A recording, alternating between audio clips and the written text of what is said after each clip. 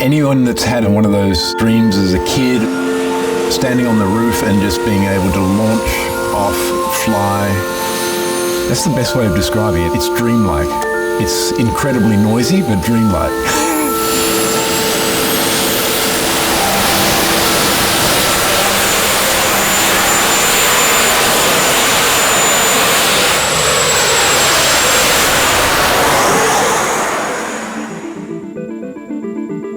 In many respects, I think that the jetpack is sort of the ultimate expression of freedom. It's more than just a fantasy or a dream. It's more than science fiction. It's something that we can literally do right now. The history of vertical flight has really been the rocket belt.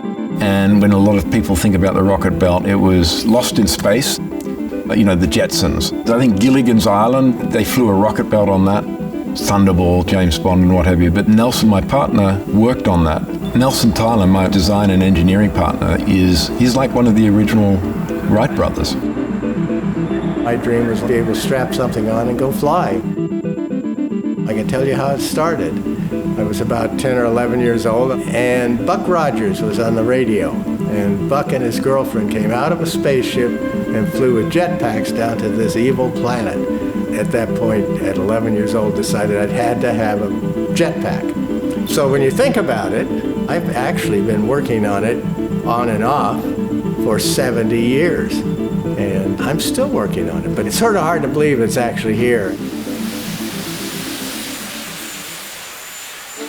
That idea of strapping something to your back and flying was developed around the time of Buck Rogers. We're talking the 1930s. But it was 1960s or so when jetpacks and rocket belts were only being built by government entities or, like Bell built them for the government. Nelson Tyler actually saw one and said, I'm going to build one. And he figured out how to do it and using his own ingenuity, designed it and built it himself and got it to fly. But he's stayed in the industry since then and trying to overcome the obstacles that the rocket belt had. A lot of people think, oh yeah, rocket belts have been around for so long, since the 60s. The jetpack works on an entirely different concept. The engines with the jetpack are literally jet turbine engines. You're pushing out a stream of air on each side, and that can give us like 10 minutes flight time rather than 20 or 30 seconds, okay? And that's just a complete game changer.